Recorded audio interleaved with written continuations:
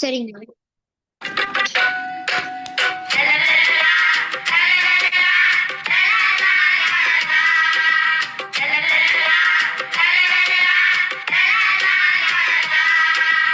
எத்தனை செய்திகள் பேசி அறிந்தோம் ஒவ்வொரு நாளும், எத்தனை மனிதரை கண்டு மகிழ்ந்தோம் ஒவ்வொரு நாளும், எத்தனை நாட்டு தமிழரை இணைத்தோம் ஒவ்வொரு நாளும், எத்தனை அமைப்பின் நட்பினை கொண்டோம் ஒவ்வொரு நாளும், எத்தனை கேள்விகள் எத்தனை பதில்கள் ஒவ்வொரு நாளும், எத்தனை எத்தனை எத்தனை எத்தனை ஒவ்வொரு நாளும். கலந்துரையாடுவோம் கலந்துரையாடுவோம் கலந்துரையாடுவோம். எத்தனை செய்திகள் பேசி அறிந்தோம் ஒவ்வொரு நாளும், எத்தனை மனிதரை கண்டு மகிழ்ந்தோம் ஒவ்வொரு நாளும்.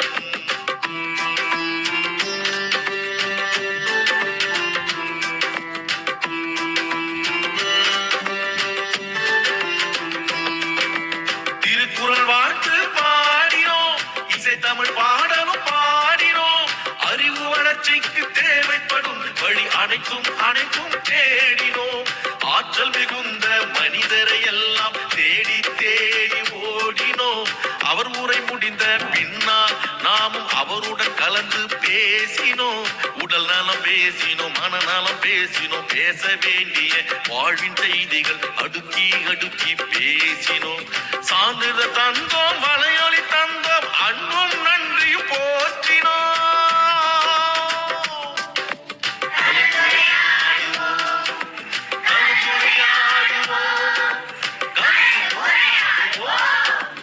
எத்தனை செய்திகள் பேசி அறிந்தோம் ஒவ்வொரு நாளும், எத்தனை மனிதரை கண்டு மகிழ்ந்தோம் ஒவ்வொரு நாள்.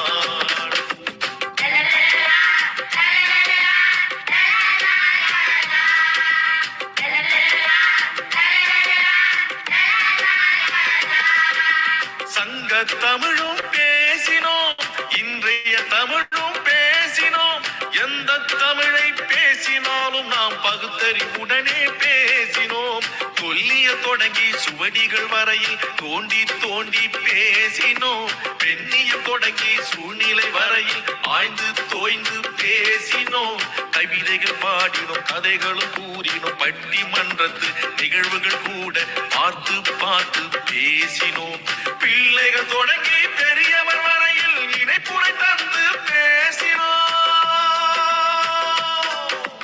கலந்துரையாடுவோம் கலந்துரையாடுவோம் கலந்துரையாடுவோம் கலந்துரையாடுவோம் கலந்துரையாடுவோம். அனைவருக்கும் வணக்கம். இன்றைய நிகழ்ச்சி 2134. இன்றைய சிறப்பழைப்பாளர் ஐயா அவர்களை இன்றைய சிறப்பழைப்பாளர் ஐயா அவர்களை கலந்துரையாடுவோம் பேரவையின் சார்பாக வருக வருக என வரவேற்கிறோம். குரலும் பொருளும் கூறுவதற்கு சகோதர சகோதரியை வரவேற்கிறோம். குரலும் பொருளும் வரலாற்று செய்திகள் வழங்குவதற்கு டெல்லியா பிரம்மநாயகம் ஐயா அவர்களை அன்புடன் அழைக்கிறோம். இசைப்படல் வழங்குவதற்கு செந்தமிழ் பாடகி பாக்யலட்சுமி அம்மா அவர்களையும் தென்மொழி பண்ண நீகவரசன் ஐயா அவர்களையும் அன்புடன் அழைக்கிறோம். நிகழ்ச்சியின் முதல் பகுதியாக இன்றைய குரல் கூறுவதற்கு குணமதி அக்கா அவர்களே அன்புடன் அழைக்கிறேன். குணமதி அக்கா.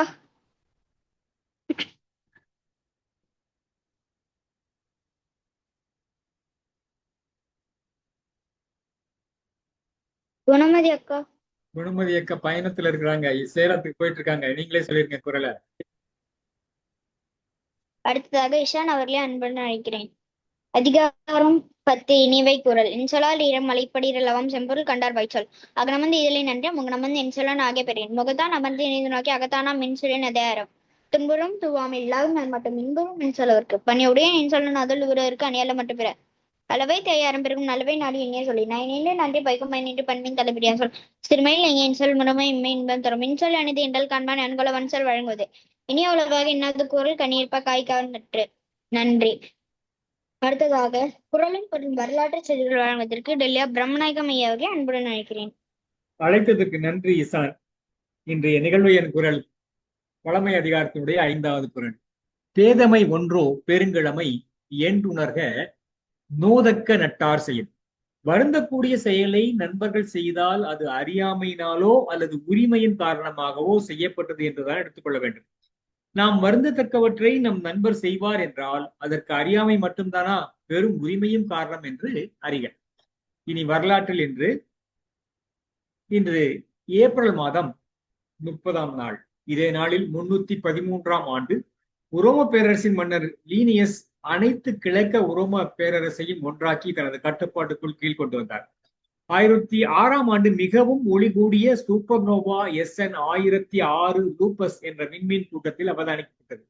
1483ஆம் ஆண்டு இதே நாளில் புளூட்டோ நெப்டியூனின் சுற்றுவட்டத்துக்குள் வந்தது. இது 1503 ஜூலை 23 வரை அங்கு இருந்தது. 1789ஆம் ஆண்டு நியூயார்க்கின் வால் ஸ்ட்ரீட் பெடரல் மாளிகையின் மேன்மாடத்தில் இருந்த ஜார்ஜ் வாஷிங்டன் அமெரிக்காவின் முதலாவது குடியரசுத் தலைவராக பதவி பிரமாணம் எடுத்துக் கொண்டார். 1803ஆம் ஆண்டு லூசியானா வாங்கல் ஐக்கிய அமெரிக்கா லூசியானா மாநிலத்தில் பிரான்சிடம் இருந்து 15 மில்லியன் அமெரிக்க டாலருக்கு வாங்கியது. 1812 லூசியானா அமெரிக்காவின் 18வது மாநிலமாக இணைந்தது. 1838ஆம் ஆண்டு நிகர்குவா மத்திய அமெரிக்க கூட்டமைப்பில் இருந்து விடுதலையை அறிவித்தது. 1870 இலங்கை புறக்கோட்டையிலிருந்து முஸ்லிம்களின் கலவரம் இடம்பெற்றது. 1897ஆம் ஆண்டு ஜே தாம்சன் அணுவழி துகள்களாக லத்தீனை கண்டுபிடித்ததாக லண்டனில் அறிவித்தார். 1900ஆம் ஆண்டு அவாய் ஐக்கிய அமெரிக்காவின் ஒரு பகுதியானது. 1937ஆம் ஆண்டு பிலிப்பைன்ஸ் பொதுநலவாயம் பெண்களுக்கு வாக்குரிமை வழங்குவது குறித்து கருத்து கணிப்பு நடத்தியது. 90 விழுக்காட்டினர் ஆதரவாக வாக்களித்தனர். 1948ஆம் ஆண்டு கொலம்பியாவின் பொகோட்டோ நகரில் அமெரிக்க நாடுகள் அமைப்பு உருவானது. 1955ஆம் ஆண்டு இந்திய இம்பீரியல் வங்கியின் பெயர் பாரத ஸ்டேட் வங்கி என்று மாற்றம் செய்யப்பட்டது. 1961ஆம் ஆண்டு K-19 முதலாவது சோவியத் அணுக்கரு ஆற்றல் மூலம் இயங்கும் நீர்மூழ்கி கப்பல் சேவைக்கு விடப்பட்டது. 1980ஆம் ஆண்டு யுலினா முடிதுறந்ததை அடுத்து பீட்ரிக்ஸ் நெதர்லாந்தின் அரசியாக முடிசூட்டினார். 1980 இதே ஆண்டில் லண்டனில் ஈரானிய தூதரகத்தை முற்றுகையிட்ட தெற்கு ஈரானிய போராளிகள் அங்கிருந்து பலரை பயண கைதிகளாக பிடித்தனர். 1982ஆம் ஆண்டு இதே நாளில் திருச்சியில் பாரதிதாசன் பல்கலைக்கழகம் அமைக்கப்பட்டது. 1982ஆம் ஆண்டு இந்தியாவின் மேற்கு வங்காளத்தில் ஆனந்த மார்க்கம் என்ற அமைப்பைச் சேர்ந்த 17 துறவிகள் படுகொலை செய்யப்பட்டனர். 1991ஆம் ஆண்டு யாழ்ப்பாணம் நீராவியடியில் நிகழ்ந்த வெடிவிபத்தில் 12 விடுதலை புலிகள் கொல்லப்பட்டனர். 1993ஆம் ஆண்டு உலகளாவிய வலையின் நெறிமுறைகள் கட்டற்றதாக இருக்கும் என ஐரோப்பிய அணு ஆராய்ச்சி நிறுவனம் அறிவித்தது. 1999ஆம் ஆண்டு ஆசியான் அமைப்பில் கம்போடியா இணைந்து கொண்டது. 2012ஆம் ஆண்டு இந்தியாவின் பிரம்மபுத்திரா ஆற்றில் பயணிகள் படகு ஒன்று கவிழ்ந்தது. சற்று 103 பேர் உயிரிழந்தனர். 2013ஆம் ஆண்டு நெதர்லாந்தில் பீட்ரிக்ஸ் முடிதுறந்ததை அடுத்து வில்லியம் அலெக்சாண்டர் மன்னராக முடிசூடினார். இதே நாளில் 1945ஆம் ஆண்டு தமிழறிஞர், சைவ சித்தாந்த சட்ட அறிஞர், உரையாசிரியர் காசு பிள்ளை 1945ஆம் ஆண்டு காலமானார். தமிழக நாதஸ்வர கலைஞர் நாமகிரிப்பேட்டை கிருட்டிணன் 2001ஆம் ஆண்டு காலமானார். இதே நாளில் சர்வாதிகாரி ஜெர்மனியின் சர்வாதிகாரி ஹிட்லர் தனது மனைவியுடன் இதே நாளில் 1945ஆம் ஆண்டு தற்கொலை செய்து கொண்டார். வாய்ப்பிற்கு நன்றி, வணக்கம். நன்றிங்கய்யா. அடுத்ததாக இசைப்பாடல் வழங்குவதற்கு தென்மொழி பண்ண நீதவரசன் ஐயர்களை அன்புடன் அழைக்கிறேன்.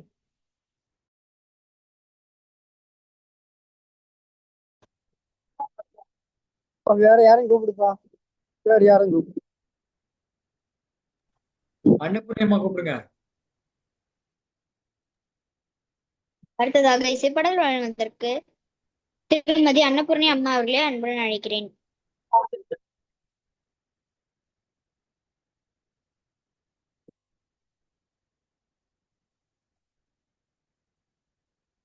அழைத்ததற்கு நன்றி அப்பா. அன்பு கொண்டு பழகுவோம், அறிவை வளர்க்க முயலுவோம், பண்பில் மாறாதிருந்தே பணிந்து நாமும் வாழுவோம். ஒன்றாய் கூடி பழகுவோம், உரிமை காக்க முயலுவோம், உண்மை மட்டும் பேசுவோம், உழைத்தே என்றும் வாழுவோம். கற்றபடியே வாழுவோம், கனிவோடனங்கே பழகுவோம், பெற்றோர் போல மற்றவர் பெரிதும் போற்றும்படியே உற்றாராக எண்ணி உண்மை மட்டும் உரைப்போம், சுற்றம் சூழ இருப்போம், சுத்தம் பேணி வாழ்வோம், துள்ளி போடும் பருவம் இது. துணையாய் நூல்களை நினைப்போம், உள்ளம் ஒன்றி நூல்களை உயரும் நோக்கில் படிப்போம். புள்ளி வைத்த கோலம் புதிதாய் போட முயலுவோம். வல்லமை நம்மிடம் இருப்பதால் வாய்ப்பை நாம் பயன்படுத்துவோம். குழந்தைகளுக்கான பாட்டுப்பா.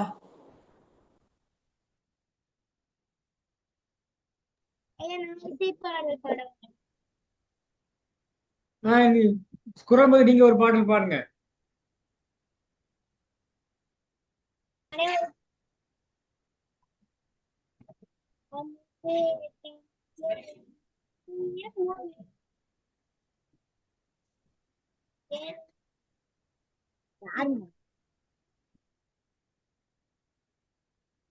சத்தமா பாடு.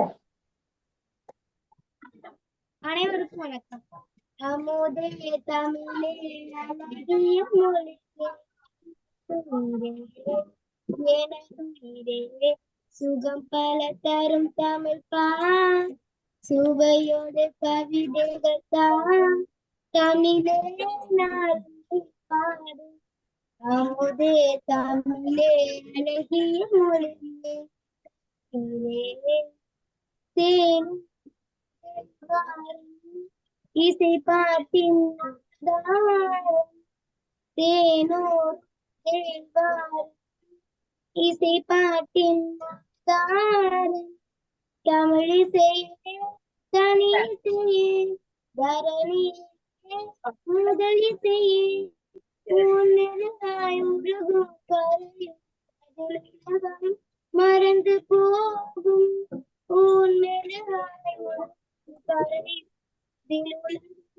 மறந்து போகும் பூங்குயிலே, தமிழே நாளும் பாடு. அமுதே தமிழே அழகிய மொழி,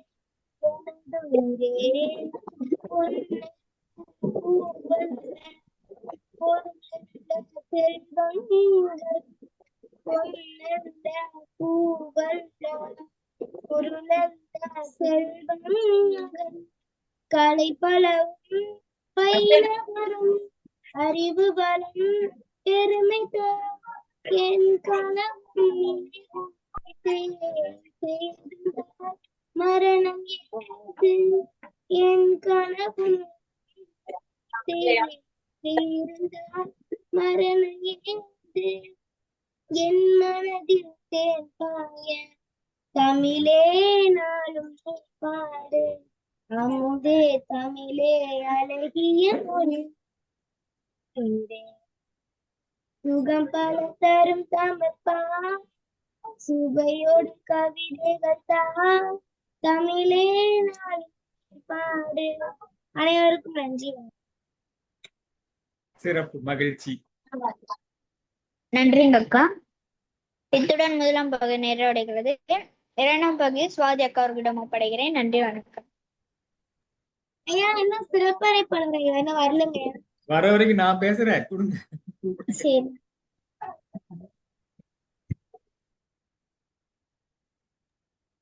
நன்றிங்க அக்கா. அடுத்ததாக டெல்லியா பிரம்மநாயகம் ஐயா அவர்களே அன்புடன் அழைக்கிறேன். அனைவருக்கும் வணக்கம். சிறப்பு அழைப்பாளர் வந்து கொண்டிருக்கிறார். அதுவரை அவர் பேச எடுத்துக்கொண்ட தலைப்பிலே நாமும் சற்று விரிவாக ஒரு 6 நிமிடத்துல இணைவார் ஐயா. மகிழ்ச்சிங்கய்யா. அவர் இன்று பேச எடுத்துக்கொண்ட தலைப்பு ஆதி அறிவர். 2 பேர் இருக்காங்க. ஆதி அறிவர் தொல்காப்பியர் குறித்து நம்ம விரிவா பார்க்கலாம். தமிழ் மொழியோட பெருமையை உலகுக்கு எடுத்து சொல்வதில் முதன்மையான இடத்தை பெறுபவர் தொல்காப்பியர். இவர் தமிழின் முதல் இலக்கண நூலான தொல்காப்பியம் என்ற மாபெரும் படைப்பை ஏற்றி மொழி, இலக்கம், இலக்கியம் ஆகியவற்றின் அடித்தளத்தை அமைத்தார். தாய்மொழி இவ்வளவு செம்மையாகவும் கட்டுப்பாட்டுடன் வளர்ந்ததற்கு காரணம் தொல்காப்பியருடைய ஆழ்ந்த அறிவும் ஆராய்ச்சியும் ஆகும். அப்போ தொல்காப்பியர் வாழ்ந்த காலம் பற்றிய உறுதியான ஆதாரங்கள் எதுவும் நம்மிடம் கிடையாது. சங்க காலத்திற்கும் அதற்கும் முற்பட்ட காலத்திற்கும் இடைப்பட்ட காலத்தில் வாழ்ந்தவர் என்று பொதுவாக அறியப்படுகிறது. அவர் அகத்தியரின் சீடராக இருந்ததாகவும் சிலர் கூறுகின்றனர். இது அவரது அறிவின் ஆழத்தையும் பரப்பையும் நமக்கு வெளிப்படுத்துகிறது. தொல்காப்பியம் 3 அதிகாரங்களாக பிரிக்கப்பட்டுள்ளது. ஒன்று எழுத்ததிகாரம், இரண்டாவது சொல்லதிகாரம், மூன்றாவது பொருளதிகாரம். எழுத்ததிகாரம் தமிழின் எழுத்துக்களினுடைய இயல்பையும் ஒலியையும் விளக்குகிறது. சொல்லதிகாரம் சொற்களினுடைய அமைப்பு, பயன்பாடு, இலக்கண விதிகள் ஆகியவற்றை சொல்கிறது. பொருளதிகாரம் மனித வாழ்வின் நெறிகளையும் சமூக வழக்கங்களையும் காதல், வீரியம் போன்ற உணர்வுகளையும் எடுத்துரைக்கிறது. தொல்காப்பியனுடைய தனிச்சிறப்பு என்னவெனில், அவர் மொழியை மட்டும் விளக்கவில்லை. என்னத்தை விளக்கியிருக்கிறார்? வாழ்க்கையும் விளக்கியுள்ளார். அவரது நூலில் காணப்படும் சமூக நிலை, பண்பாடு, மரபுகள் ஆகியவை தமிழர் வாழ்க்கையினுடைய பிரதிபலிப்பாக அமைந்துள்ளன. அவர் கூறும் அகப்பொருள், புறப்பொருள் ஆகியவை மனிதனுடைய உணர்வுகளின் ஆழத்தை வெளிப்படுத்துகின்றன. அகப்பொருள் என்பது உள்ளார்ந்த உணர்வுகளை பற்றியது. காதல், பிரிவு, காத்திருப்பு, உணர்ச்சி போன்ற மனித உணர்வுகள் இதில் அடங்கும். புறப்பொருள் என்பது வெளிப்புற செயல்கள், வீர, தீரம், புகழ், போராட்டம் போன்றவற்றை குறிக்கிறது. இவ்விரண்டும் மனித வாழ்வினுடைய இரு முகங்களாக தொல்காப்பியர் எடுத்துரைக்கிறார். இப்போ தொல்காப்பியத்தில் இயற்கையுடன் மனித வாழ்க்கை இணைந்திருப்பது குறிப்பிடத்தக்கது. இப்போ ஐந்திணைகளை பற்றியும் அவர் குறிப்பிடுகிறார். ஐந்திணைகள் என்னவெல்லாம்? குறிஞ்சி, முல்லை, மருதம், நெய்தல், பாலை. மனித உணர்வுகளுடன் தொடர்புபடுத்தப்பட்டுள்ளன. இது தமிழர்களுடைய இயற்கை நெருக்கத்தையும் வாழ்க்கை தத்துவத்தையும் காட்டுகிறது. அப்போ தொல்காப்பியருடைய மொழி எளிமையும் ஆழமும் கொண்டது. குறைந்த சொற்களில் பெரும் பொருளை சொல்லும் திறமை அவருக்கு உண்டு. அவர் அமைத்த இலக்கண விதிகள் இன்றும் தமிழ் மொழிக்கு அடித்தளமாக உள்ளன. அவரது படைப்புகள் தமிழின் செம்மையையும் செழுமையையும் உலகிற்கு எடுத்து காட்டுகின்றன. தொல்காப்பியர் ஒரு இலக்கண அறிஞர் மட்டுமல்ல. அவர் ஒரு சமூக சிந்தனையாளர், தத்துவ ஞானி, இலக்கிய வல்லுனர். மனித வாழ்க்கையினுடைய நெறிகளை ஆராய்ந்து அவற்றை இலக்கண வடிவில் அமைத்தவர். இது உலக இலக்கியத்தினுடைய அரிதான சாதனையாகும். தமிழ் மொழி ஆயிரக்கணக்கான ஆண்டுகள் கடந்தும் உயிரோடு நிலைத்திருக்க தொல்காப்பியருடைய பங்கு அளவிட முடியாதது. அவரது நூல் தமிழுக்கு ஒரு அடித்தளம் மட்டுமல்ல, அது ஒரு அடையாளம். தமிழர் பண்பாட்டில் முதுகெலும்பாகவும் அது விளங்குகிறது. இன்றைய தலைமுறையினரும் தொல்காப்பியரை அறிந்து கொள்ள வேண்டும். அவரது சிந்தனைகள், மொழி, அமைப்பு, வாழ்க்கை நெறிகள் ஆகியவை நம் வாழ்விற்கு வழிகாட்டுகின்றன. தமிழ் மொழியை நேசிக்கும் ஒவ்வொருவரும் தொல்காப்பியத்தை படித்து அதன் ஆழத்தை உணர வேண்டும். தொல்காப்பியர் தமிழுடைய முதன்மை சின்னம். அவர் அமைத்த பாதையில்தான் தமிழ் வளர்ந்து வருகிறது. அவர் இல்லையெனில் தமிழ் இவ்வளவு ஒழுங்குடனும் அழகுடனும் வளர்ந்திருக்காது. எனவே தொல்காப்பியர் தமிழின் உயிர் என்றும் தமிழர் பெருமையின் உச்சம் என்றும் நாம் கூறலாம்.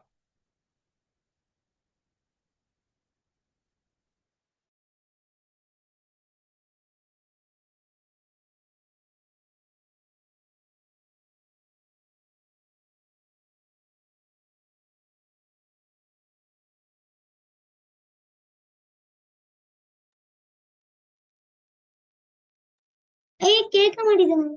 பேசுனது கேட்கும். 6 நிமிஷம் முடிஞ்சிருச்சு. 6 நிமிஷம் தானே பேச சொன்னீங்க.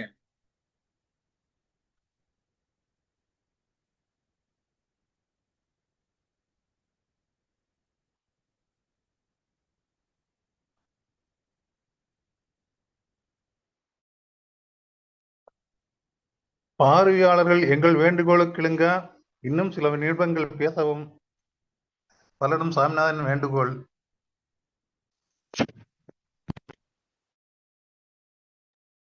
ஐயா, பல்லடம் ஐயா, தாங்களும் தங்களுக்கு தெரிந்த கருத்துக்களை சொல்லலாம்.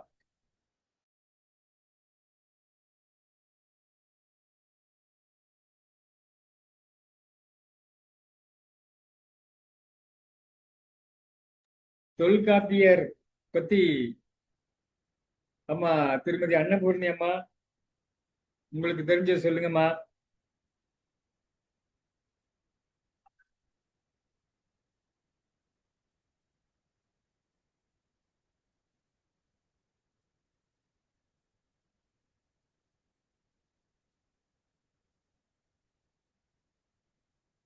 என்ன பூர்ணியம்மா?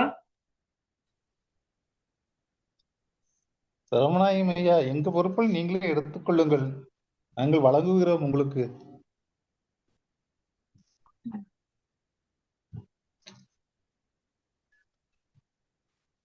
முதல்லயே ஒரு நாள் முன்னாடி சொன்னாலும் பரவாயில்ல. சரி, வேற ஏதாவது சொல்லுங்க, நல்ல கருத்தை சொல்லுங்க, கேக்குற மாதிரி. மகிழ்ச்சிங்க, மகிழ்ச்சி.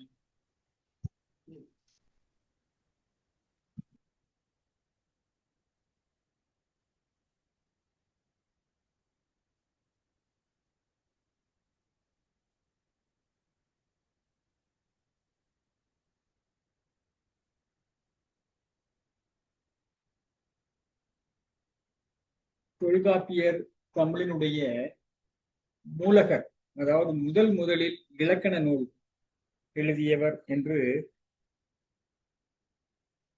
சொல்லலாம்.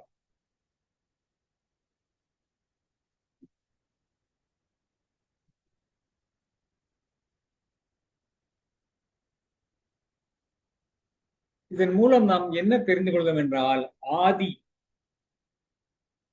என்ற தொல்காப்பியர் பற்றி என்னெல்லாம் இருக்கிறது, என்ன தெரிந்து கொள்ள முடியும், இலக்கணம், தமிழுடைய இலக்கணம் பற்றி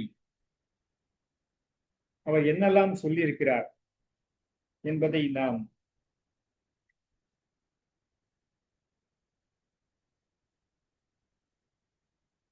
தமிழ் மொழி உலகினுடைய தொன்மையான மொழிகளில் ஒன்றாக உயர்ந்து நிற்கிறது. தமிழ் மொழியுடைய பெருமையை பெற்றதற்கு அடித்தளமிட்ட முனிவர்களுள் முதன்மையானவர் தொல்காப்பியர். தமிழின் எழுத்து, சொல், பொருள் ஆகியவற்றை ஒழுங்குபடுத்தி இலக்கண நெறியாக உலகிற்கு அளித்த பேரறிவாளர் அவர். காலங்கள் கடந்தும் தமிழின் உயிராக விளங்கும் தொல்காப்பியம் தமிழினுடைய மாபெரும் இலக்கண நூலை படைத்ததால் தமிழினுடைய அறிவு கோட்டையாக அவர் போற்றப்படுகிறார். தமிழ் மொழி வெறும் பேச்சு மொழியாக அல்லாது செம்மொழியாக உலகறிய செய்த புனித பணியை மேற்கொண்டவர் தொல்காப்பியர். மொழி என்பது மக்களுடைய வாழ்வினுடைய மூச்சு என்பதை உணர்ந்து அதன் ஒவ்வொரு எழுத்துக்கும் உயிர் ஊட்டியவர் அவர். இலக்கியம், இலக்கணம், பண்பாடு, மரபு, வாழ்க்கை நெறி, காதல், வீரியம், அரசியல், இயற்கை, சமூக ஒழுக்கம் என அனைத்தையும் ஒரே நூலில் அழகுறச் சுமந்தவர் தொல்காப்பியர். தொல்காப்பியர் வாழ்ந்த காலம் குறித்து பல்வேறு கருத்துக்கள் நிலவுகின்றன. ஆயினும் அவர் சங்க காலத்திற்கு முற்பட்டோ அல்லது சங்ககாலத்தின் தொடக்க பகுதியிலோ வாழ்ந்தோராக அறிஞர்கள் கருதுகின்றனர். தமிழ் மொழியினுடைய நுட்பங்களை அகத்தியரிடமிருந்து கற்றறிந்து அதை மக்களுக்கு பயன்படும் வகையில் அவர் இலக்கண வடிவில் தொகுத்தளித்தவர். அவரது இயற்பெயர் குறித்து பல கருத்துகள் நிலவுகின்றன. சிலர் அவரை திணற தூமகனி என்றும் கூறுகின்றனர். ஆனால் இவர் இயற்றிய நூலின் பெயரால் தொல்காப்பியர் என்று பெயர் நிலைத்து போயுள்ளது. தொல் என்பது பழமை, காப்பியம் என்பது பாதுகாப்பு. தமிழின் தொன்மையை பாதுகாத்த மாமுனிவர் என்பதனால் அவருக்கு இப்பெயர் அமைந்தது என்றும் பலர் கருதுகின்றனர். தொல்காப்பியத்தினுடைய மகத்துவம், தொல்காப்பியம் வெறும் இலக்கண நூல் அல்ல, அது தமிழரின் வாழ்வியல் களஞ்சியம். மொழியின் ஒழுங்கை மட்டுமல்லாது மக்களுடைய பண்பாடு, வீர வாழ்க்கை, இயற்கை தொடர்பு என்று பற்றி விரிவாக எடுத்துரைக்கிறது. தமிழெழுத்தின் இனிமையும் ஒழுங்கும் உலக மொழிகளுக்கே முன்மாதிரியாக அமைந்துள்ளன. ஒலிக்கும் போது எழும் இனிமை, சொல்லோட்டத்தின் செழுமை, எழுத்துக்களுடைய அமைப்பு ஆகிய அனைத்தும் தொல்காப்பியருடைய இலக்கண நெறியால் உறுதியடைந்தன. ஐயா, சாம்சங் என்ற இணைப்பில் இணைந்திருக்க ஒரு பெயர் என்னங்கய்யா? ஐயா, ஒரு மொழியினுடைய வணங்குகிறேன் ஐயா. வணங்குகிறேன் ஐயா. ஐயா, தங்கள் காணொளியில் வாருங்கள் ஐயா. சிறப்பு அழைப்பாளர்கள் ஐயா. ஐயா, ஐயா நீங்க சிறப்பு அழைப்பாளரான்னு கேட்டேன்.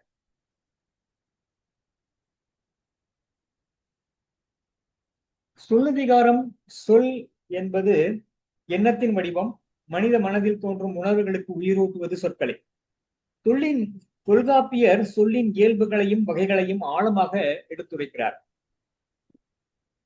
அதில் பெயர்ச்சொல், வினைச்சொல், இடைச்சொல், உரிச்சொல் இவை எவ்வாறு வாக்கியத்தில் அமைந்து பொருளை தேடுகின்றன என்பதையும் அவர் விளக்குகிறார்.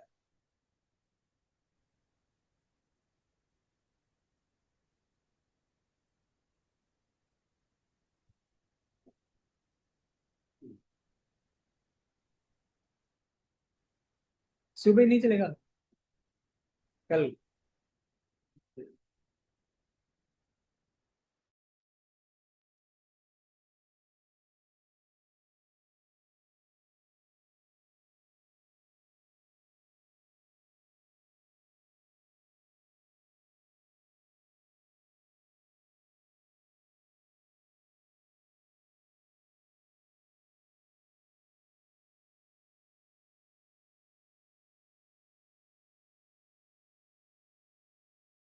சீர்காழி செல்வராஜ் ஐயா, சீர்காழி செல்வராஜ் ஐயா,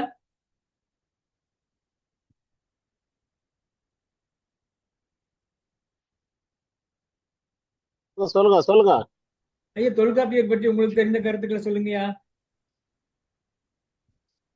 அலுவலகத்துல இருந்து வெளில வந்துட்டு இருக்காருங்க. இப்ப 6 நிமிடம் சொன்னாரு, 16 நிமிடம் பேசியாச்சு.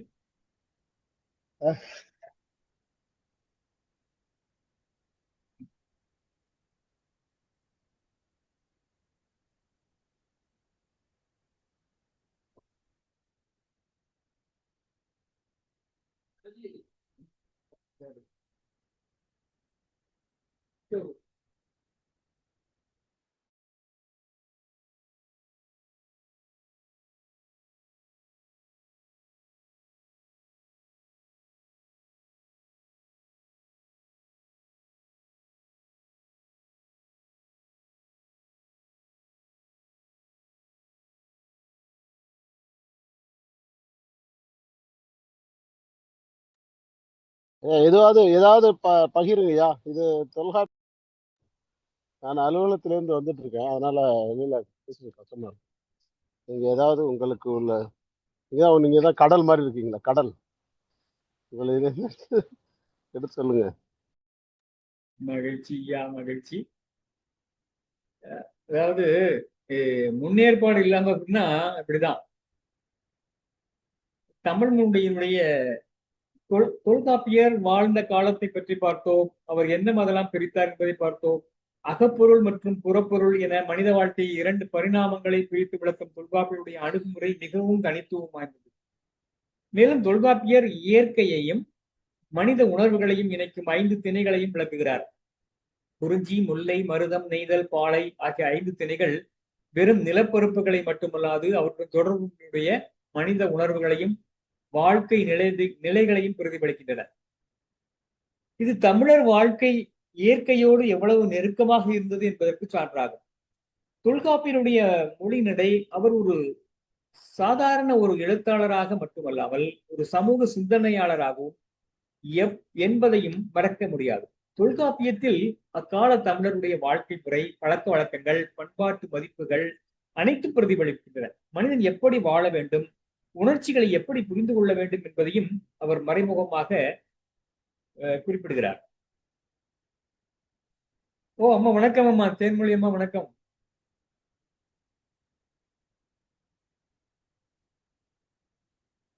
தேன்மொழி வணக்கம் ஐயா, வணக்கம் ஐயா, நல்லா இருக்கீங்களா?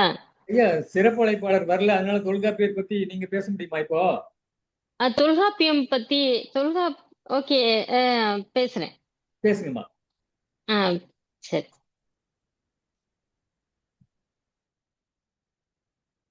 தொல்காப்பியர் அந்த தொல்காப்பியம் கிமு 3ஆம் நூற்றாண்டு காலத்தை சேர்ந்தது அப்படின்னு ஒரு கருத்து உண்டு.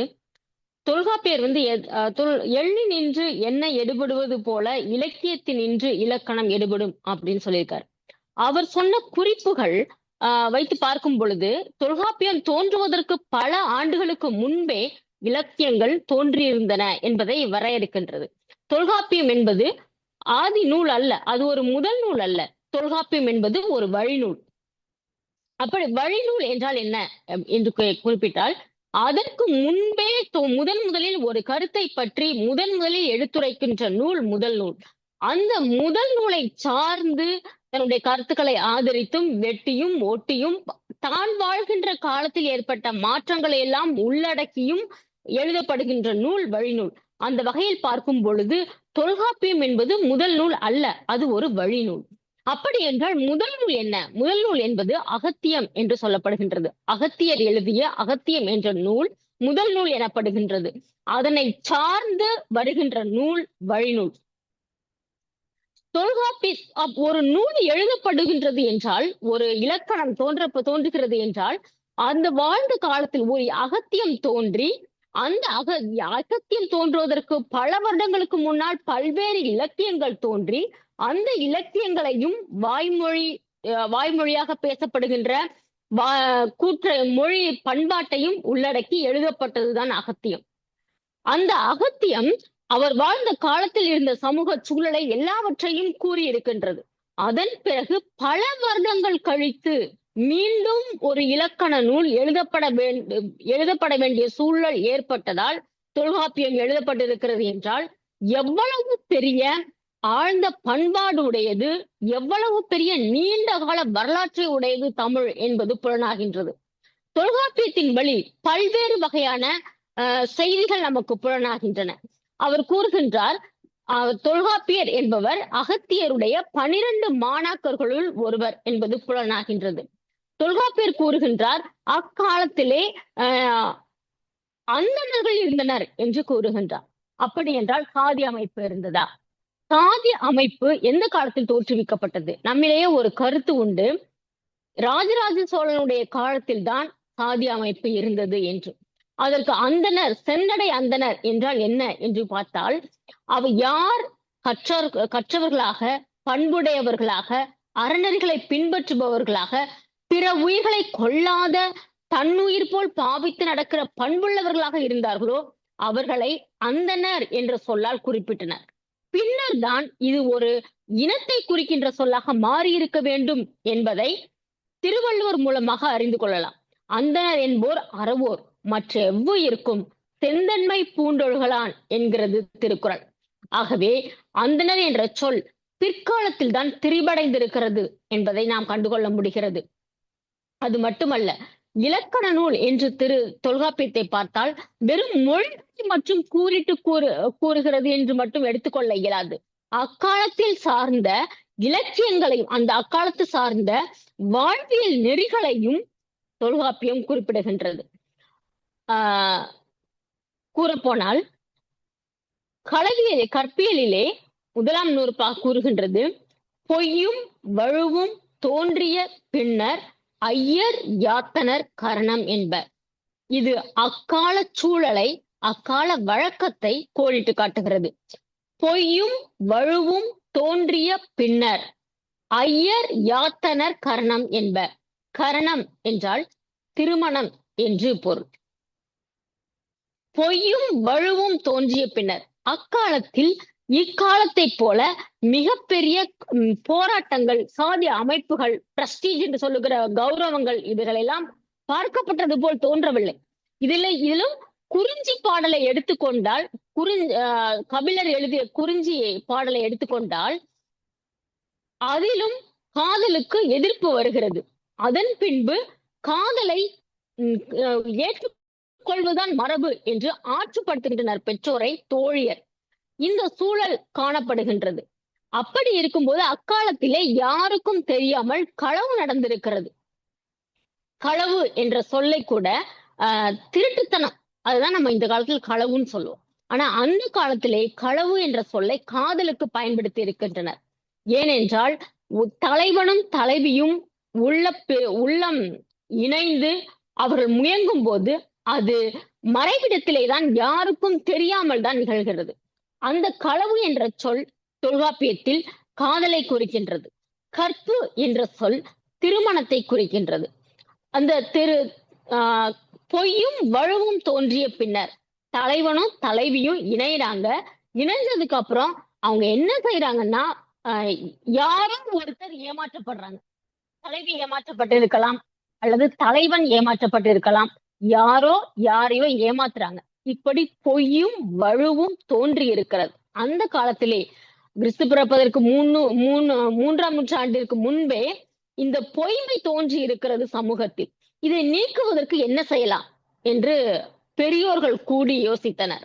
அப்பொழுதுதான் திருமணம் நடத்தலாம் என்று முடிவு செய்யப்பட்டது. அக்காலத்திலே குங்குமம் இடுகின்ற வழக்கம் இக்காலத்தில் தோன்றுவதற்கு பதிலாக அக்காலத்திலே சிறு கல்லை எடுத்து நெற்றியில் கீறி திலகமிட்டு இருக்கின்றனர் என்று செய்தியெல்லாம் நாம் பிற்பாடு படித்து தெரிந்திருக்கிறோம். அந்த காரணம் என்பது திருமணம். திருமணம் என்பது எதற்காக ஏற்பாடு செய்யப்பட்டது என்றால், இந்த ஆடவனுக்கு இந்த பெண்ணுடன் திருமணம் இருவரும் இணைந்து விட்டார்கள், இல்லற வாழ்வில் இணைந்து விட்டார்கள் என்று பல பேருக்கு தெரியப்படுத்துவது. இப்படி பல பேருக்கு தெரியப்படுத்துவதன் மூலமாக அவன் அந்த பெண்ணை ஏமாற்றி விட்டு வேறொரு வீட்டு பெண்ணை களவு செய்து திருமணம் செய்து கொள்ளுகின்ற நிகழ்வு தடுக்கப்படுகின்றது. அல்லது பெண் ஏமாற்றி இருந்தால் அவன் பிற ஆடவனை நோக்கி செல்லாதபடிக்கும் அது தடுக்கப்படுகிறது. இப்படி ஒருவரை ஒருவர் ஏமாற்றி விடாதபடிக்கு அதற்கு ஏற்பாடு செய்யப்பட்டதுதான் திருமணம். பொய்யும் வலுவும் தோன்றிய பின்னர் ஐயர் யாத்தனர் காரணம் என்பர் என்றும் குறிப்பிடப்படுகின்றது. இவ்வாறாக மொழியை பற்றி எள்ளினின்று என்ன எடுபடுவது போல இலக்கியத்தினின்று எழுதப்பட்டதுதான் இலக்கணம் என்று கூறியிருக்கிறார். என்றால் அகத்தியர் காலத்தில் எத்தனை வகையான அதற்கு முன்பு இலக்கியம் தோன்றி இருக்க வேண்டும். இலக்கியம் என்பது எப்பொழுது தோன்றுகிறது? முதலில் மொழி உருவான உடனே இலக்கியம் மொழி அவர்கள் சிறப்பு விருந்தினர் வந்துட்டாங்க. இன்னும் ஒரு 2-3 நிமிடத்துல அப்படியே புடிங்க. 2-3 நிமிஷத்துல முடிச்சிருங்க. சிறப்பு விருந்தினருக்கு வாய்ப்பு கொடுத்துட்டு அப்புறம் ஒரு நாளைக்கு நீங்க பேசலாம். பரவாயில்ல, நன்றிங்க. ஆகவே மொழி தோன்றி பல ஆண்டுகளுக்கு பிறகுதான் அது இலக்கியமாக மாற்றப்பட்டு இருக்க வேண்டும். ஆகவே மிகவும் பழமையுடைய மொழி தமிழ் மொழி என்பதில் எந்த மாறு கருத்தும் இல்லை. வாய்ப்பிற்கு நன்றி கூறி அமைகிறேன். நன்றி. நன்றி அம்மா. நன்றி. சிங்கப்பூரிலிருந்து சரியான நேரத்துக்கு இணைந்து சரியாக கருத்துக்களை நமக்கெல்லாம் தேன்மாறி கொடுத்த தேன்மொழி அம்மா அவர்களுக்கு நன்றி பாராட்டி, இப்போது சிறப்பு விருந்தினர் வந்திருக்காங்க. அறிமுகப்படுத்துங்க சுவாதி அவர்களா. கலந்துரையாடுவோம் பேரவை தமிழ்நாடு நடத்தும் தொல்காப்பிய களம் எண் 2135 40/4/2026 வியாழக்கிழமை. திருவள்ளுவர் ஆண்டு 2057. இன்றைய சிறப்பழைப்பாளர் பேராசிரியர் சே சதீப் ஐயா அவர்கள், பைங்குளம், கன்னியாகுமரி மாவட்டம்.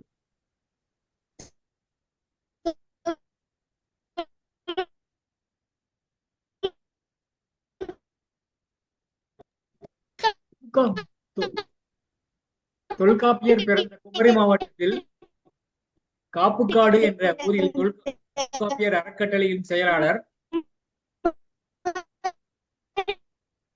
வார மாத காலாண்டு ஆண்டு இதழ்களில் இணைய பக்கங்களில் இலக்கியம் சமூகம் சார்ந்த கட்டுரைகள். இவரது படைப்பு கேரள அரசின் 10ஆம் வகுப்பு பாடநூலில் பாடமாகி எழுத்துலகில் காம்புக்காடு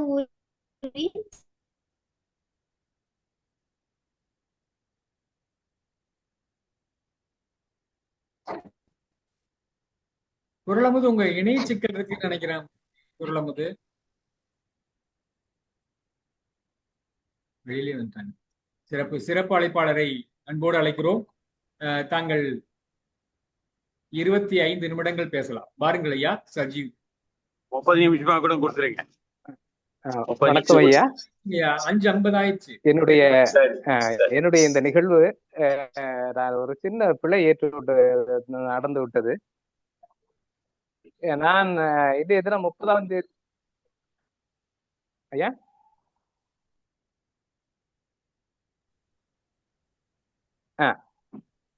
கேக்குதுங்களா?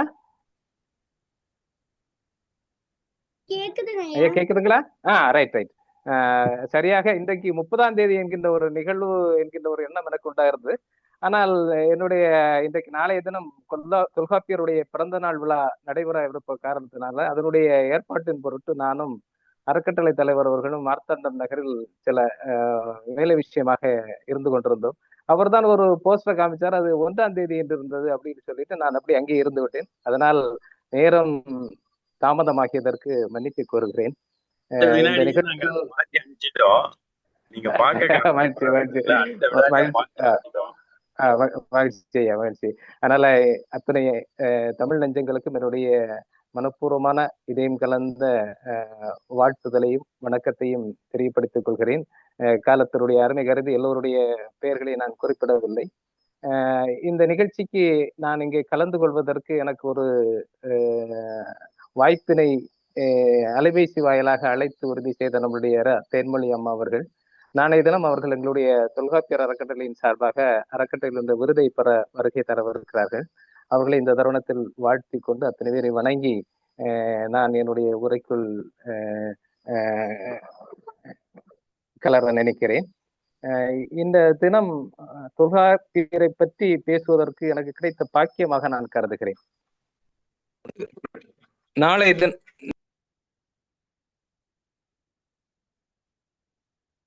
நீங்க பேசுறது கேட்கலங்க ஐயா. ஒளி அந்த இத ரிமூவ் பண்ணுங்க, இங்க ஒளித்தடை இருக்கு.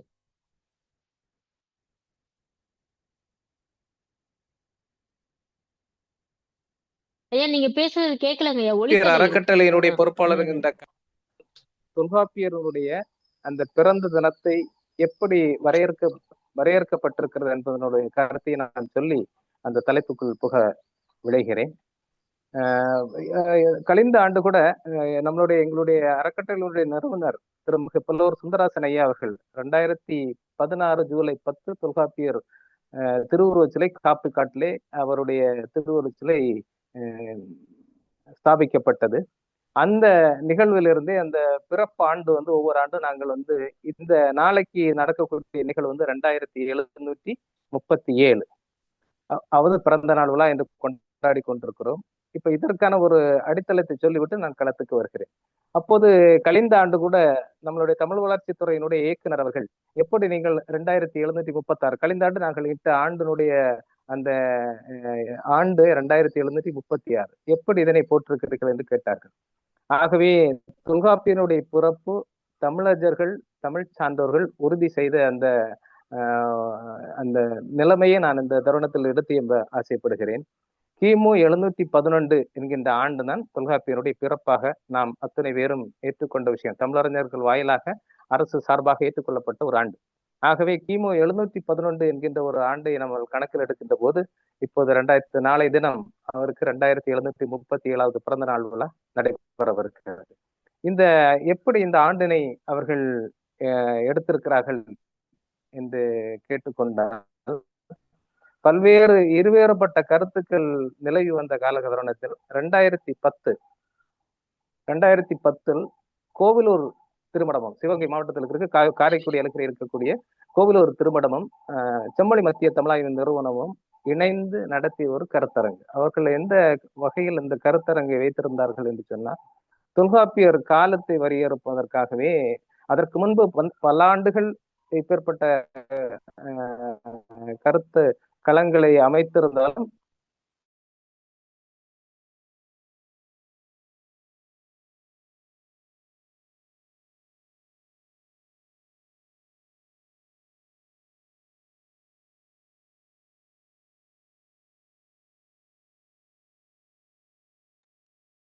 எனக்கு கேட்க மாட்டேங்குது. குணமதி கேக்குதா? ஐயா லெஃப்ட் ஆயிட்டாங்க ஐயா சிறப்படைப்பாளர். எனக்கும் கேட்கல. ஒண்ணுமே கேட்கல ஐயா. குணமதி அக்கா தான் ஏதாவது சொல்லியிருக்கிறாங்க. ஒண்ணுமே கேட்கல ஐயா லெஃப்ட் ஆயிட்டாங்க ஐயா சிறப்படைப்பாளர். 3ஆம் தேதி காணல் வரைக்கும் போயிடலாமா? அப்போ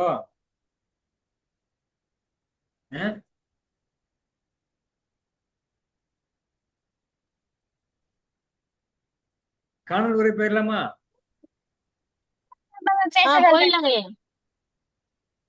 தேன்மொழி பேசினாங்களா, அவங்களே தொடர சொல்லுங்க. நல்லா பேசினாங்க, அவங்களே தொடர. தேன்மொழி அவர்கள் நீங்க நீங்க அடுத்த ஒரு டாபிக்ல பேசுங்க. 6 சரி. மணி ஆச்சுன்னா முடிச்சுக்கலாம். சரி. 8:30 ஆயிடுச்சு. 6 மணி ஆயிடுச்சு. இன்னும் ஒரு 5 நிமிடம் இருக்கு. 5 நிமிடம் பேசுங்க, அதுக்கப்புறம் நிறைவு பண்ணிடலாம். அவருக்கு இன்னொரு நாளைக்கு கொடுத்துடலாங்க. சரிங்க. வந்துட்டாரு. நானும் பிள்ளைகள் தேன்மொழி தேன்மொழி என்ற குணமதி எல்லாரும் ஒன்னாதான் போயிட்டு இருக்கோம். ஐயா இப்ப பேச முடியுமா பாருங்க. ஒளித்தடை எடுங்க பார்க்கலாம். சஜீவ் ஐயா ஒளித்தடை எடுங்க, மியூட் எடுங்க.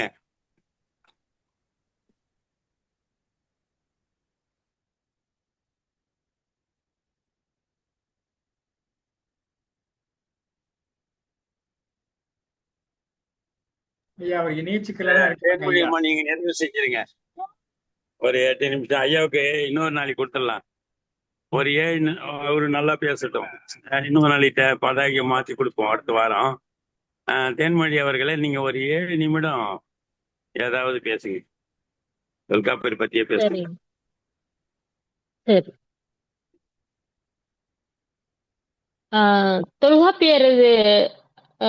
தொல்காப்பியர் வந்து அகத்தியருடைய 12 மாணாக்கர்களுள் ஒருவர். அப்ப ஒரு ஒரு மொழியிலே இலக்கியம் என்னங்கய்யா? நீங்க பேசுங்க நீங்க பேசுங்க. 5 நிமிடம் பேசுங்க. சரி. ஒரு மொழியிலே இலக்கியம் தோன்ற வேண்டும் என்றால் முதலில் பேச்சு தமிழ் உருவாக வேண்டும். பேச்சு தமிழ் செம்மையான பின்பு அது எழுத்து வடிவம் பெற வேண்டும். எழுத்து வடிவம் பெற்ற பிறகுதான் அதன் பிறகுதான் இலக்கியம் தோன்ற ஆரம்பிக்கும். அப்படி என்றால் நாம் பார்க்கும் பொழுது எந்த அளவிற்கு பழமையான மொழியாக தமிழ் இருந்திருக்க வேண்டும் என்பது நமக்கு புலனாகின்றது. இலக்கியங்கள் எல்லாம் தோன்றிய பின்பு எந்த எழுத்துக்கள் மொழியின் முதலில் வரக்கூடாது. ல ல ர போன்ற இடையின எழுத்துக்களில் சில எழுத்துக்கள், மெல்லின எழுத்துக்கள் போன்றவை முதலில் மொழிக்கு முதலில் வரக்கூடாது என்று வரையறை செய்யப்படுகிறது என்றால் எத்தனை இலக்கியங்கள் தோன்றி இருக்க வேண்டும். இலக்கியங்கள் தோன்றியிருவதற்கு முன்பு எழுத்துக்கள் எவ்வாறு உருவாக்கி இருக்க வேண்டும். எழுத்துக்கள் பிராமி எழுத்துக்கள், பிராமி வட்டெழுத்துக்கள், கிரந்த எழுத்துக்கள் போன்ற எழுத்துக்களின் வகைகள் உருவாகி அவை காலந்தோறும் மாறி மாறி அதன் பின்பு இலக்கியம் தோன்றி இருக்கிறது. இலக்கியம் தோன்றி பல வருடங்களுக்கு பின்பு அதன் பிறகே ஒரு இலக்கண நூல் தோன்றி இருக்க வேண்டும் என்றால் கல் தோன்றி மண் தோன்றா காலத்தை வாளோடு முன் தோன்றிய மூத்த குடி தமிழ் குடி என்பது பொய்யானதல்ல என்பது புலனாகின்றது. ஒரு பேச்சு மொழி, எழுத்து மொழி, இலக்கிய மொழி, அதன் பிறகு இலக்கணம் என்று வரையறை செய்யப்பட்டு அந்த அகத்திய நூல் அழிந்துபட்டது. அகத்திய நூல் நம்மிடையே இல்லை. அதன் பிறகு தொல்காப்பியர் எழுதிய நூல்தான் வழிநூல். அது அகத்தியத்தை ஆதியாக கொண்டது. அகத்தியத்தை கொண்டு அதிலே சில மாற்றங்கள் செய்யப்பட்டது. ஏன் தொல்காப்பியம் தோன்றியிருக்கிறது என்றால் அதன் பிறகு பல வருடங்கள் கழிந்து மொழியில் மாற்றம் ஏற்பட்டது. அந்த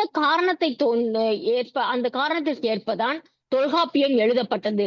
ஆகவே பல வருடங்கள் கழித்து தொல்காப்பியர் எவ்வளவு பழமையான வருடம் எத்தனை வருடங்களுக்கு முன்பு தோன்றியவர் என்று ஐயா அவர்கள் சிறப்பு அழைப்பாளர் அவர்கள் குறிப்பிட்டார். ஆகவே எத்தனை வருடங்கள் கழித்து தொல்காப்பியம் தோன்றி இருக்கிறது என்று பார்க்கும் பொழுது கல் தோன்றி மண் தோன்றா காலத்தை தோன்றிய மூத்த குடி என்பதில் எள்ளளவும் ஐயமில்லை. ஆகவே தொல்காப்பியம் என்பது நம் இனத்தின் வரலாற்றை, நம் இனத்தின் சிறப்பை உயர்த்தி பிடிக்கின்ற ஒரு இலக்கண நூல் என்பதில் எவ்வித ஐயப்பாடும் இல்லை. ஆகவே நன்றி கூறி விடைபெறுகிறேன். நன்றி. மகிழ்ச்சி. சிறப்பாக உரை வழங்கிய சிங்கப்பூர் தேன்மொழி அம்மா அவர்களுக்கு கலந்துரையாடுவோம் பேரவை வாழ்த்துக்களையும் பாராட்டுகளையும் தெரிவிப்பதில் மிகுந்த மகிழ்ச்சி கொள்கிறது. தொடர்ந்து வாழ்த்துக்களுக்கு திருக்குறள் காமராஜையா அவர்களை அன்போடு அழைக்கிறோம். அவரை தொடர்ந்து அணியமாக இருக்குமாறு சீர்காழி செல்வராஜையா அவர்கள் அன்போடு வேண்டுகிறோம். காலத்தினால் செய்த நன்றி சிறிதினையும் ஞாலத்தின் மால சிறிது பயன் தூக்க செய்த உதவி நயன் தூக்கி நன்மை கடலில் பெரிது. ஒரு சின்ன தவறு என்னாச்சுன்னு பாருங்க. ஒரு சின்ன தவறு அந்த தேதியை பார்க்காம நான் என்ன பண்ணேன், பகிர்ந்துட்டேன். ஆனா அடுத்த நிமிடமே தேதி பார்த்துட்டேன். பார்த்துட்ட உடனே சாமிலி கிட்ட சொல்லி உடனே அதை சரி செய்து போட்டேன். ஆனா ஐயா பார்க்கல. அதுக்கப்புறம் லிங்கோட பார்த்தேன், அதுவும் பார்க்கல. அதுக்கப்புறம் நான் வந்து அவருக்கு வந்து குரல் பதிவு போட்டேன், அவரையும் பார்க்கல. அதுக்கப்புறம் நானா வந்து நீங்க குருநாயகம் ஐயா சொன்ன பிறகு அலைபேசியில கூப்பிட்டு அந்த பரபரப்பான நேரத்துல, ஐயா நான் ஒரு 15 நிமிஷத்துல இறஞ்சிடுறேன், வெளியில இருக்கேன்னாரு. நாளைக்கு தானே பதாகை இருந்தது, அதனால நானு அவர் பேர்ல தப்பு இல்லை. காலம் செய்த கோலமடி, கடவுள் செய்த குற்றமடின்னு கண்ணாதன் சொல்ற மாதிரி, உன்னை சொல்லி குற்றம் இல்லை, என்னை சொல்லி குற்றம் இல்லை. அந்த நேரத்துல பிரபஞ்சம் என்ன பண்ணுது, தேன்மொழி அம்மா எனக்கு ஒரு கால் பண்றாங்க. அந்த நேரத்துல இறங்கி தேநீர் சாப்பிட்றதுக்காக நடத்துனரும் ஓட்டுநரும் சொல்றாங்க, ஐயா உங்களுக்காக தான் நிறுத்தினேன். இந்த வார்த்தையை தொப்பரவர் சொன்னாரு, உங்களுக்காக தான் நிறுத்தினேன் அப்படின்ட்டு இறங்கி தேநீர் சாப்பிடலான்னு பார்த்தா அந்த நேரத்துக்கு சிங்கப்பூர்ல இருந்து கால் வருது. ஐயா அம்மா உடனே வாங்க, உள்ள வாங்க, உங்களை பார்த்து ரொம்ப நாள் ஆகுது, உங்க குரலை கேட்டும் ரொம்ப நாள் ஆகுது, என்னாச்சே ஏதாச்சே தெரியல, நாங்க மூச்சு கிடக்குறோம் வாங்க அப்படின்னு உடனே வந்துட்டாங்க. அதுக்குள்ள அங்க வந்து பார்த்தா இணைய சிக்கல். உடனே பிரம்மநாயகிட்ட சொன்னார், தேன்மொழி அம்மா வருவாங்க, அவங்களை பேச வைங்க, உடனடியே பேசிடுவாங்க எந்த தலைப்பு கொடுத்தாலும் அப்படின்னு சொல்லி ஒரு ரொம்ப நல்ல ஒரு உரை. அதுல என்ன பாத்தீங்கன்னா, இந்த களவு பற்றியும் கற்பு பற்றியும் அதே மாதிரி அந்த தமிழை பற்றியும் தொல்காப்பியருடைய வாழ்வியல் எப்படி இருந்தது பற்றியும் சிறப்பாக சொன்ன தேன்மொழி அவர்களுக்கு என்னுடைய நன்றியும் பாராட்டுகளையும் வாழ்த்துக்களையும் தெரிவித்துக் கொண்டு, அதுக்கு முன்னாடி பிரம்மநாயகம் ஐயா ரொம்ப நேரம் அதை பற்றி பேசினாங்க. ரொம்ப கொஞ்ச தூரம் எங்களால் கேட்க முடியல, ஏன்னா கணவாய் வந்துடுது. ரெண்டு மலைக்கு நடுவுல எங்களுக்கு இணையமே கிடைக்காம போச்சு. ஆனா ஐயா அவனுடைய உரை சிறப்பாக இருந்திருக்கும், அதுல எந்த விதமான சந்தேகமும் இல்லை. நாளைக்கு தர்ஷினி வரான்னு நினைக்கிறேன், நாங்க போற பள்ளிக்கு நாளைக்கு ஒப்பிக்கிறதுக்காக தர்ஷினி வரா, கூட சுவாத்தியும் வரான்னு நினைக்கிறேன். இங்க எல்லாரும் போயிட்டு இருக்கோம். சேலம் வந்துடுச்சு, இறங்கி அப்புறம் கொங்கனாபுரம் போனோம், எடப்பாடிக்கு முன்னாடி. கிடைத்த வாய்ப்புக்கு நன்றி பாராட்டி சிங்கப்பூர் சீர்காழி ஐயா வந்திருக்காங்க. சஜீவ் ஐயா நீங்க ஒன்றும் கவலைப்படாதீங்க, உங்களுக்கு இன்னொரு நாளைக்கு கண்டிப்பா உங்களுக்கு வாய்ப்பு தரப்படும். இதே பதாகைய தேதி மாற்றி தரோம், சரிங்களா? லட்சுமி அம்மா வந்திருக்காங்க. அப்புறம் வழக்கம் போல பல்லடம் சுவாமிநாதன் ஐயா, அவர் வேலுநாச்சியார், அவர்கள் எல்லாரும் வணங்கி, தேன்மொழி அம்மா அடிக்கடி வரணும். மாதத்தில் இப்பெல்லாம் எல்லாரும் வந்து தேதி எடுத்துக்கிட்டாங்க, அவங்களே எடுத்துக்கிட்டாங்க. மாசத்துல ஒரு தேதி அவங்களே கூப்பிட்டு சொல்லிடுறாங்க. எனக்கு புதுசா வரவங்களுக்கு தேடி பிடிக்கிறதுல ரொம்ப ஈஸியா போயிடுச்சு. அதனால நீங்களும் ஒரு தேதிய பண்ணிட்டு, அமெரிக்காவில இருந்து வரவங்க, இங்க இருந்து வரவங்க எல்லாம் பண்றாங்க. நீங்க மாசத்துல ஒரு தேதியில வந்து ஒரு தலைப்புல கண்டிப்பாக ஒரு நல்ல முத்திரை பதித்த உரையாக இருக்கும். அதனால உங்களுக்கு தான் ஃபர்ஸ்ட் ரேங்க் தருவேன் நான். அதனால நீங்க வரணும்னு சொல்லி நன்றி பாராட்டி விடைபெறுகிறேன். நன்றி, வணக்கம், வாழ்த்துக்கள். சீர்காழி செல்வராஜ் அவர்களே, நீங்க தான் அறிமுகப்படுத்தினீங்க, உங்களுக்கு என்னுடைய வணக்கம், வாழ்த்து. நன்றிங்க. அடுத்ததாக வாழ்த்துறை வழங்குவதற்கு சீர்காழி செல்வராஜ் அவர்களே என்ன நினைக்கின்றோம் தயார்ந்தே இருக்குமாறு டெல்லி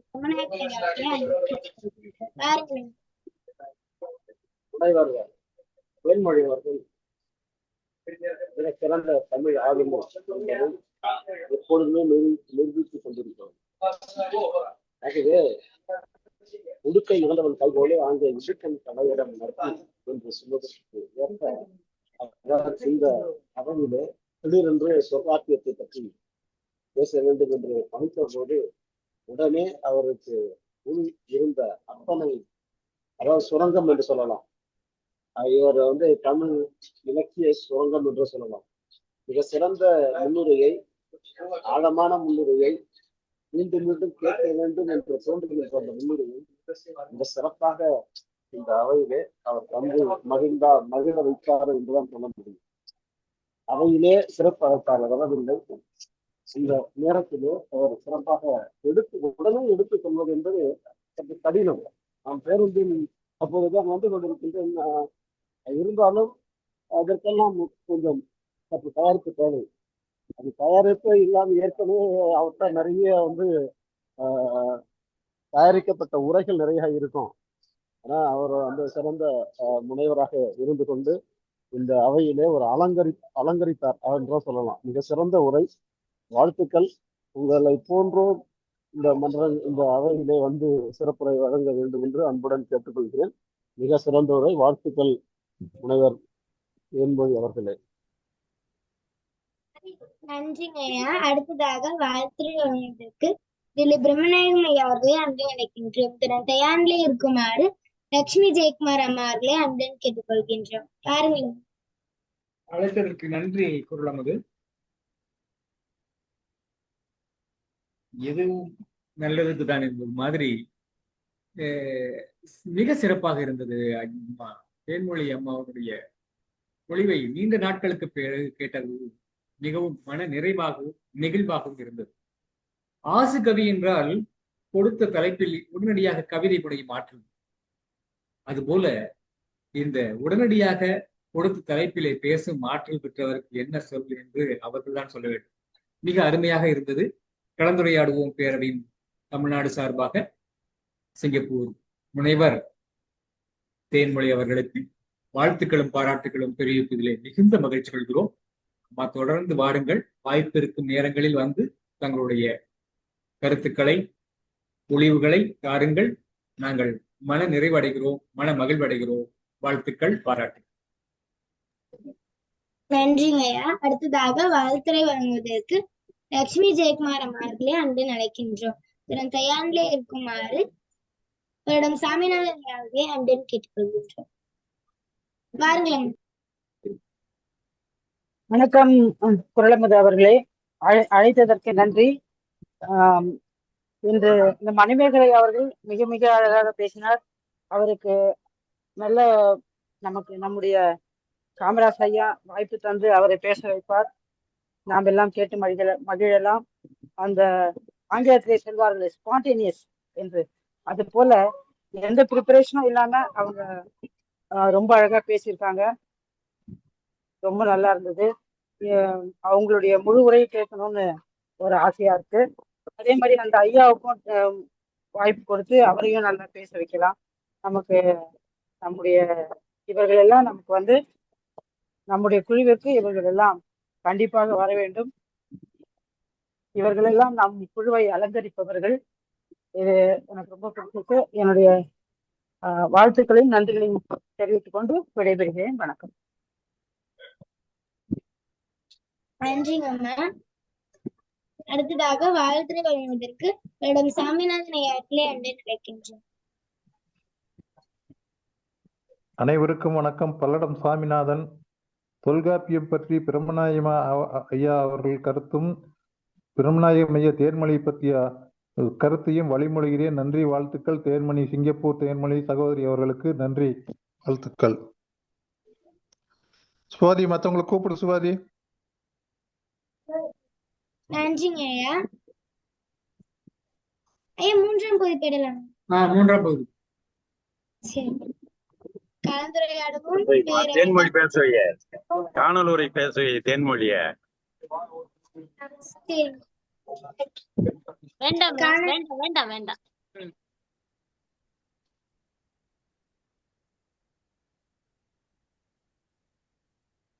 இத்துடன் இரண்டாம் பகுதி நிறைவடைந்து விட்டது. மூன்றாம் பகுதி கலந்துரையாடவும் பேரவை தமிழ்நாடு நடத்தும்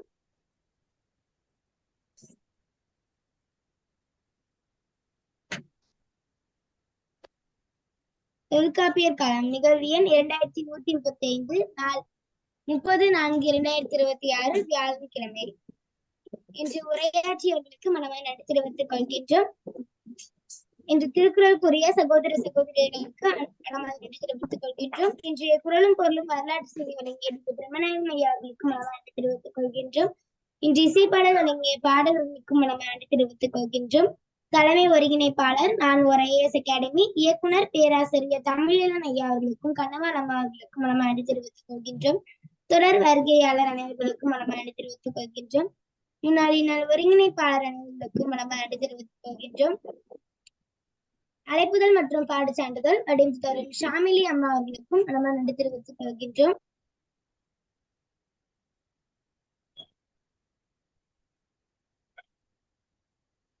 மீண்டும் நாளை மாலை 5 மணிக்கு இணைவோம். மானமும் அறிவு மனிதனுக்கு அழகு. மனிதனை மனிதனாக்குவோம், தமிழை தமிழாக்குவோம், தமிழை தமிழாகவே அனைவோம். அனைவருக்கும் நன்றி, வணக்கம். நன்றிங்க ஐயா. நன்றி. மகிழ்ச்சி. முதல் பகுதியை ஒருங்கிணைத்த இசான் அவர்களுக்கும் 2ஆம் 3ஆம் பகுதிகளை ஒருங்கிணைத்த முத்துக்குணமதி பொருளமதி இருவருக்கும் வாழ்த்துக்களும் பாராட்டுகளும். சிறப்பு அழைப்பாளராக வருகை புரிந்து சிறப்பாக இன்றைய பொழிவை நிகழ்த்திய சிங்கப்பூர் முனைவர் தேன்மொழி அம்மா அவர்களுக்கும் வாழ்த்துக்களும் பாராட்டுகளும். மீண்டும் நாளை மாலை 5 மணிக்கு சந்திப்போம். நம்பிக்கை வெளிப்படுத்தி அனைவரும் ஒப்புதலோடு இணையத்தை நிறைவு செய்கிறோம். நன்றி, வணக்கம். நன்றிங்க ஐயா.